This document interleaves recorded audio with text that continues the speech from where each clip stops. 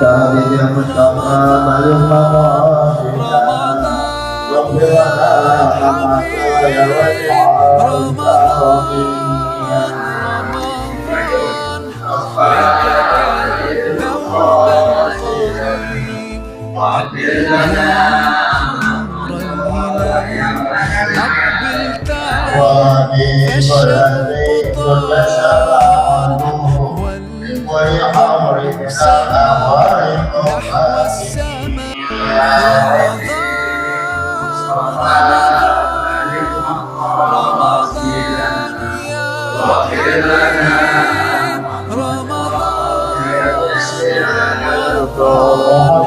بيتك دوما خالي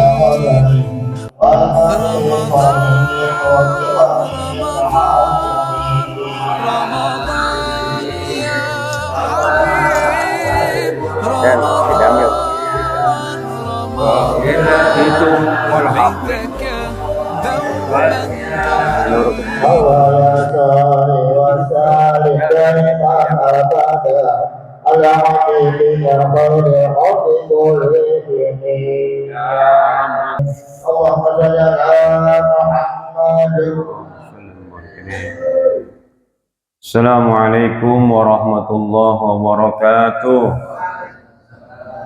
Alhamdulillahi rabbil alamin. Wassalatu wassalamu ala asyrafil anbiya wal mursalin Sayyidina Muhammadin wa ala alihi wa sahbihi ajma'in, amma ba'du. Qalu subhanaka la ilma lana illa ma 'allamtana innaka antal alimul hakim. Rabbi shrah li sadri wa yassir li amri wahlul 'uqdatam min lisani yafqahu qawli. Allahumma akhrijna min zulumatil wahmi wa akrimna bi nuril fahmi waftah alaina bi ma'rifatil ilmi wa hassin akhlaqana bil hilmi wa sahil lana abwaaba fadlik wanshur alaina min khazaini rahmatika ya arhamar rahimin. Alhamdulillahi rabbil alamin. Hari ini kita masuk di hari yang ke-9. Yang saya hormati para asatizah, para hujjah, tokoh masyarakat, khusus orang tua kita, Bapak Haji Effendi Ali, Bapak Asmari, Bapak Haji Syuhada, Bapak Haji Mas'udi, Bapak Haji Badingo, Imam sholat subuh kita, Bapak Ustaz Insinyur Husain Fauzi, guru kita Ustaz Amin Setiawan, Bapak Marzuki, Bapak Haji Rojali, Habib Zain Al-Munawar, Bapak Haji Warsono, Bapak Haji Gunawan, Bapak Haji Yusmirli, dan komentator Bapak Hasan Sabu, dan seluruhnya. Mohon maaf tidak menyebutkan satu persatu namanya, namun tidak mengurangi rasa tauzim hormat saya kepada Bapak, saudara-saudara dan ibu sekalian. Puji syukur kepada Allah Subhanahu wa taala yang banyak memberikan kita nikmat iman, nikmat Islam, nikmat sehat wal afiyah, nikmat taufik wal hidayah, nikmat panjang umur, yang karena dengan nikmat itu semua kita hadir di tempat ini dalam rangka melaksanakan kewajiban kita, yakni sholat subuh yang kita laksanakan secara berjamaah, dilanjutkan dengan talabul ilmi. Mudah-mudahan niat langkah kita ke tempat ini mendapatkan ridha, barakah, pahala dari Allah Subhanahu wa taala. Salawat dan salam semoga tercurahkan kepada baginda Muhammad sallallahu alaihi wasallam serta keluarganya, sahabatnya, dan para pengikutnya setia. Hadirin yang dimuliakan Allah Subhanahu wa taala. Kemarin kita sudah membahas berkaitan dengan kisah seseorang yang menggenggam batu kerikil waktu di dunia, kemudian dia bermimpi kiamat jadi, bahwa batu kerikil yang dia genggam, yang dia bersaksi terhadap persaksian orang yang menggenggam itu benar-benar nanti di akhirat akan menjadi saksi. Sama dengan apa yang kita pakai hari ini, peci kita, sandal kita yang kita pakai dari rumah menuju masjid, itu akan menjadi saksi di akhirat kelak. Termasuk sajadah yang kita pakai, tempat sujud yang kita sujud. Makanya orang kalau sholat sunnah atau sholat wajib, ada ba'diyah, ada qobliyah, ada wajib. Ketika kita yang mengerjakan sholat qobliyah zuhur misalnya, kita berada di sebelah kanan, kemudian kita melaksanakan qobliyah zuhur lagi, 2 rakaat lagi, geser dikit. Karena kenapa disuruh geser? Itu akan menjadi saksi nanti di akhirat. Begitu sholat wajib geser lagi, itu bakal menjadi saksi, ya. Begitu juga pakaian kita pakaiin, kelak akan menjadi saksi. Hari ini ganti-ganti pakaiannya, ya. Ntar zuhur lain, asar lain, maghrib lain. Yang punya banyak bajunya, ya. Yang punya bajunya itu ya udah pakai itu aja, ya. Nah, begitu juga peci yang kita pakai ganti-ganti. Ada yang putih, ada yang hitam, ada yang begini. Nanti jadi saksi, ya. Tapi yang kalau punya atu aja pakai, jangan diusah-usahin buat beli yang lain-lain, ya. Karena kata Allah Subhanahu wa taala itu al-yauma nakhtimu ala afwahihim wa tukallimuna aydihim wa tashhadu arjuluhum bima kanu yaksibun. Itu pada hari kiamat nanti mulut kita nih yang suka bicara, suka ngomong, lisan kita ini akan dikunci. Yang jadi saksi, yang akan berbicara, wa tukallimuna aydihim, tangan-tangan kita ini akan ngomong, wa tashhadu arjuluhum, kaki kita ini akan bersaksi di hadapan Allah Subhanahu wa taala terhadap apa-apa yang kita lakukan. Bahkan di ayat lain disebutkan bahwa nanti yang akan menjadi saksi salah satunya kulit-kulit kita yang menempel. Karena itulah bahwa setiap perbuatan kita ini akan diminta pertanggungjawaban. Setiap apa yang kita punya pun akan diminta pertanggungjawabannya oleh Allah Subhanahu wa taala. Mereka akan bersaksi untuk kita. Apakah saksinya itu memberatkan timbangan amal baik kita atau justru memberatkan timbangan amal buruk kita? Dan mudah-mudahan apa yang kita punya, apa yang kita pakai, itu akan menjadi saksi buat kita, memberatkan timbangan amal baik kita. Apalagi di bulan Ramadan ini, banyak-banyak berbuat amal soleh, apapun yang bisa kita kerjakan. Kita bisa sedekah 2.000, sedekah 2.000. Kagak punya duit, senyum aja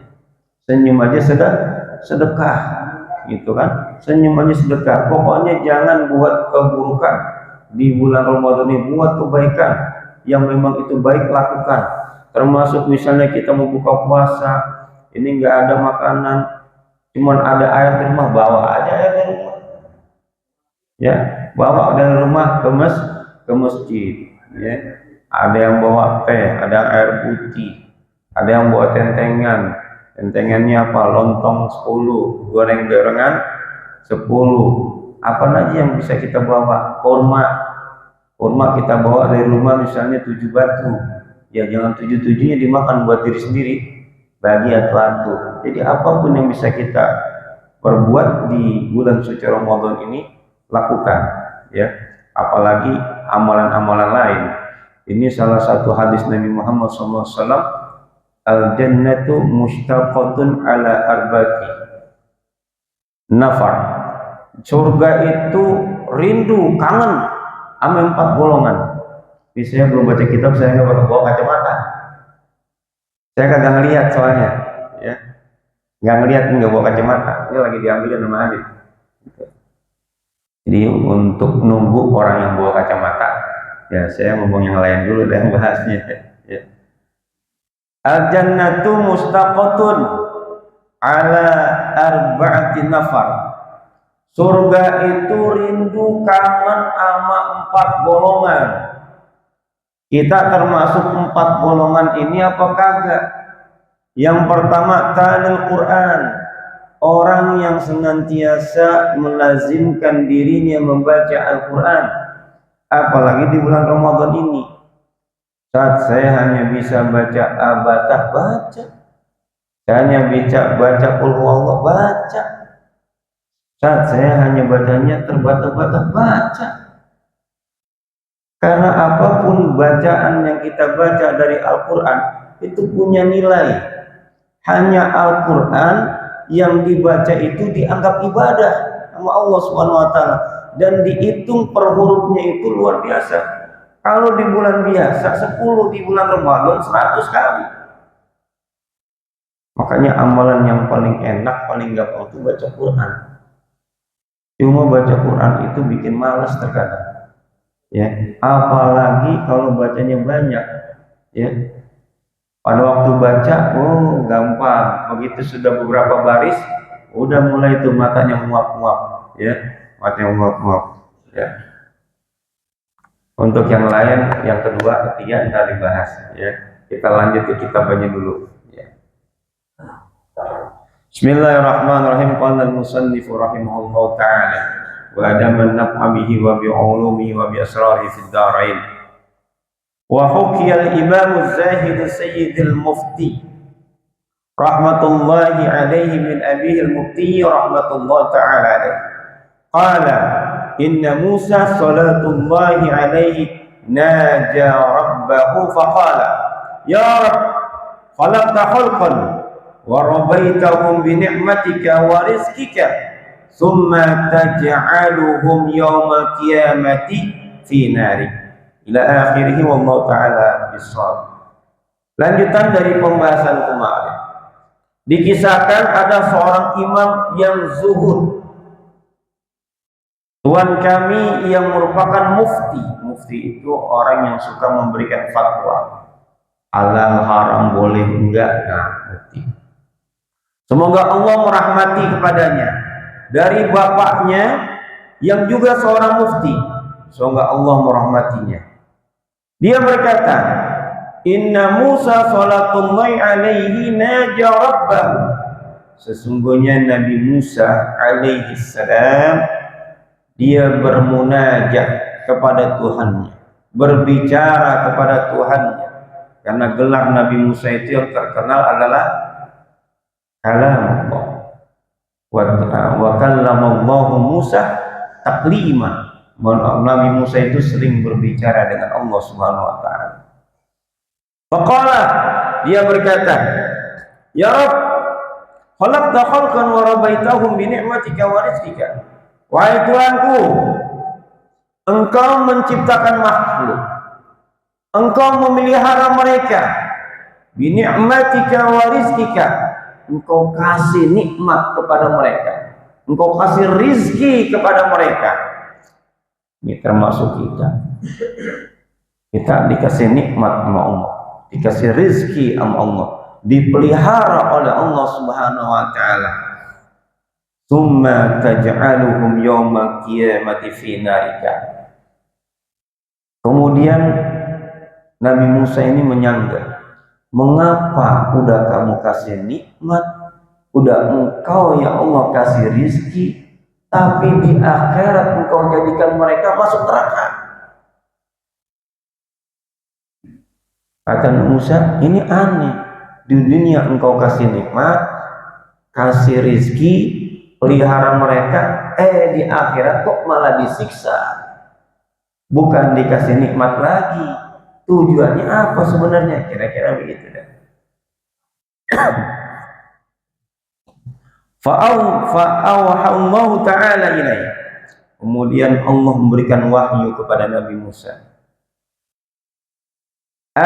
Ya Musa, qum fazra' zara'an.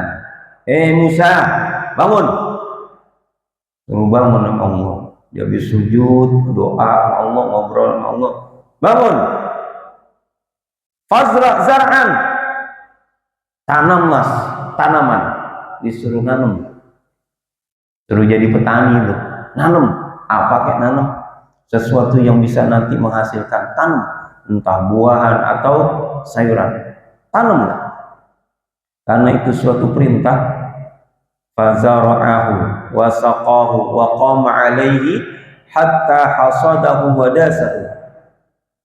Kemudian Nabi Musa itu nanam beberapa tanaman, baik sayuran atau buah-buahan. Dia siram itu tanaman, dia jaga itu tanaman, dia pelihara itu tanaman, dia rawat itu tanaman. Wa qama alaihi, sampai tanaman itu tumbuh subur, berbuah, sayurannya pun berbuah, ya. Hatta hasadahu wa dasahu, hingga Nabi Musa itu memanen apa yang dia tanam, wa dasahu, dan memilah-milah.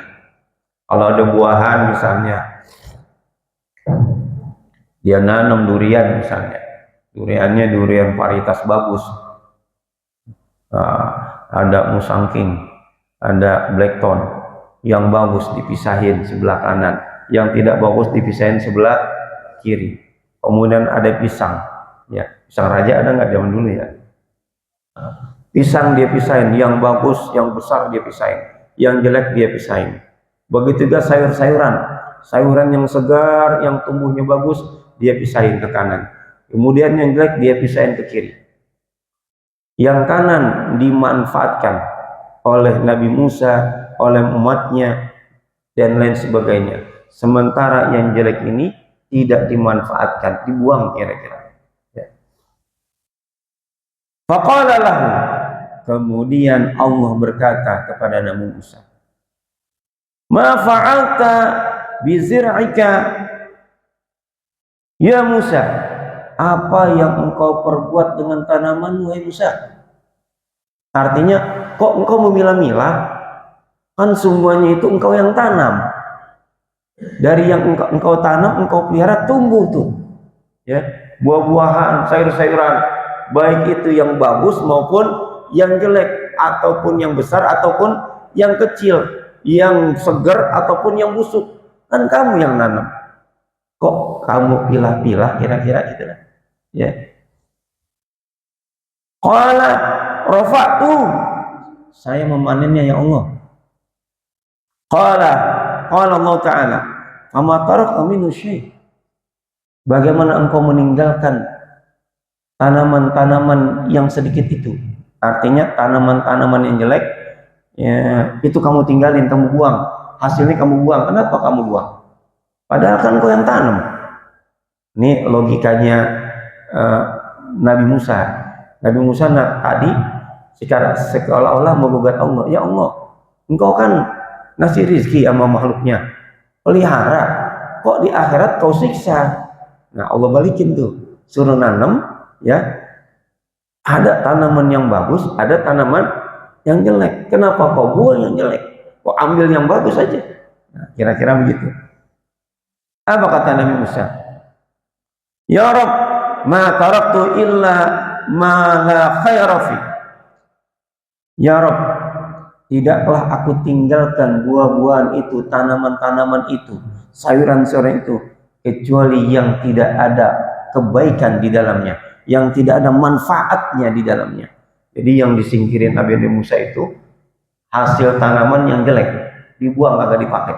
Nah. Faqala Allah, kemudian Allah berkata, ya Musa, fa inni adkhulun nara man la khaira fi. Ya Musa, begitu juga yang aku lakukan. Aku memasukkan orang ke dalam neraka karena tidak ada kebaikan di dalamnya. Udah aku kasih rizki, udah aku kasih nikmat, tapi dia tidak menjadikan nikmat dan rizki yang aku berikan untuk mengabdi kepadaku, tapi justru menentang perintah-perintahku, maka tidak ada kebaikan di dalamnya. Karena itulah memasukkan mereka ke dalam neraka. Qala Musa, man huwa? Siapa tuh orangnya yang tidak punya kebaikan di dalamnya? Qala, kata Allah, alladzi yastankifu an yaqulu la ilaha illallah Muhammadur Rasulullah, yaitu orang-orang yang kelak dia hidup ya di zaman akhir dan dia tidak mau mengucapkan kalimat la ilaha illallah Muhammadur Rasulullah. Sekarang ini banyak orang-orang yang paham terhadap Islam, tahu terhadap Islam, bahkan mengakui kebenaran Nabi Muhammad SAW, tapi mereka tidak mau mengucapkan kalimat la ilaha illallah. Coba lihat di broadcast, ada orang Nasrani, non-Muslim, mengakui bahwa Muhammad SAW itu manusia yang luar biasa. Kata dia, kalau seandainya apa yang disampaikan itu bohong, tidak benar, maka dia akan sirna. Tapi kalau apa yang dia sampaikan itu benar, maka dia akan abadi, dikenal sampai sekarang. Tapi yang ngomong itu siapa? Non-Muslim. Pertanyaannya, kok nggak mau juga masuk Islam? Itulah hidayah. Nah, hidayah, ya. Banyak orang-orang yang mengajarkan tafsir, usul fikih, ilmu fikih yang mereka itu bukan Islam. Paham? Ya. Bahkan ada orang yang hafal Quran. Kan pernah ada tuh seliuran di media sosial. Seorang nenek-nenek, dia jago ilmu tafsir, jago usul fikih. Ditanya, kok bisa begini? Inilah ilmu. Tahukah engkau? Aku bukanlah orang Muslim. Bukan orang Muslim. Tapi dia tahu Quran. Bahkan lebih tahu dari kita. Dia hafal Quran. Kita kagak hafal. Ya enggak? Dia tahu tafsirnya. Kita kagak ngerti. Dia tahu hukum Islam. Kita kurang paham. Tapi dia tidak menerima Islam. Itulah hidayah dari Allah Subhanahu wa Ta'ala. Tidak didapatkan dengan ilmu. Tapi memang itu hak prerogatif dari Allah Subhanahu wa Ta'ala. Karena itulah kita harus bersyukur dengan iman yang kita punya hari ini. Walaupun iman yang kita punya ini merupakan peninggalan, penerusan, warisan dari orang tua kita. Mungkinkah kalau orang tua kita non-Muslim, kita jadi Muslim? Belum tentu, ya enggak? Nah, maka kita bersyukur sama orang tua kita yang dia itu Muslim, bersyukur sama kakek kita yang dia Muslim, bersyukur sama nenek buyut kita yang dulu yang dia Muslim, sehingga kita hari ini memeluk agama Islam. Dan Allah Subhanahu wa Ta'ala dalam cerita ini bilang bahwa dia akan menyingkirkan orang-orang walaupun dia kasih nikmat di dunia. Hal ini sesuai dengan firman Allah dalam surat Al-Baqarah. Kata Allah, innal ladzina kafaru min ahlil kitab wal musyrikina fi nari jahannam khalidina fiha ulaika hum syarrul bariyah. Sesungguhnya orang-orang kafir dan ahli kitab yang musyrik, ya, itu mereka di neraka jahanam kekal di dalamnya. Ulaika syarrul bariyah, mereka lah seburuk-buruk makhluk. Begitu juga di ayat selanjutnya, innal ladzina amanu wa amilus shalihat ulaika hum khairul bariyah. Sesungguhnya orang-orang yang beriman, beramal soleh, mereka lah sebaik-baik makhluk.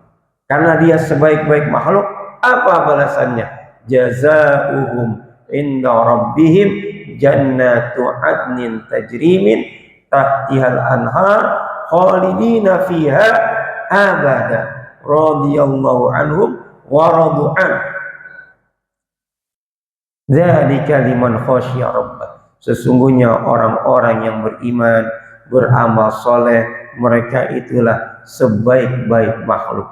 Balasan bagi mereka di sisi Tuhan mereka adalah surga Aden yang di bawahnya mengalir sungai-sungai. Allah ridho kepada mereka, mereka ridho kepada Allah Subhanahu wa Ta'ala. Itulah mereka bagi orang-orang yang takut kepada Tuhannya.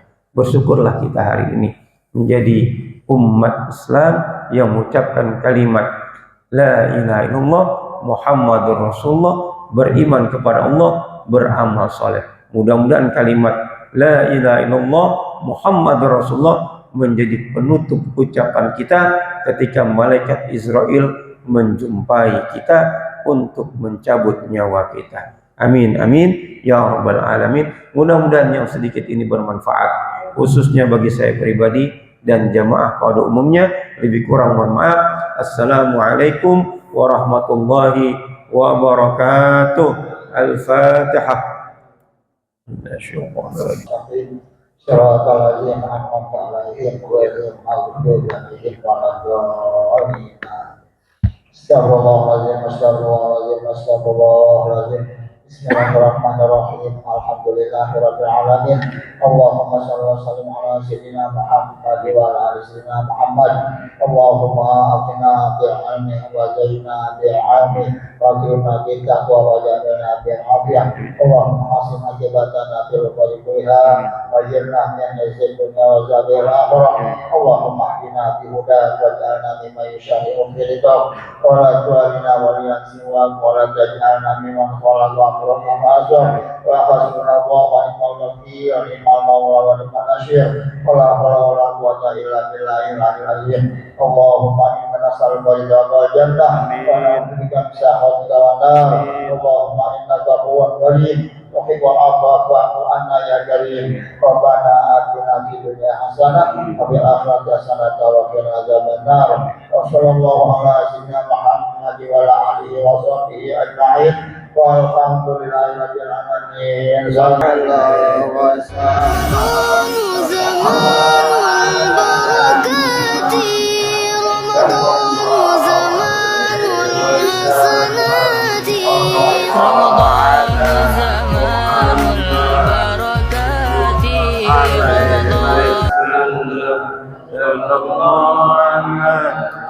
Muhammad wa ala alihi wa sahbihi. Ini obat penting. Panel, saya cadangan yang buat.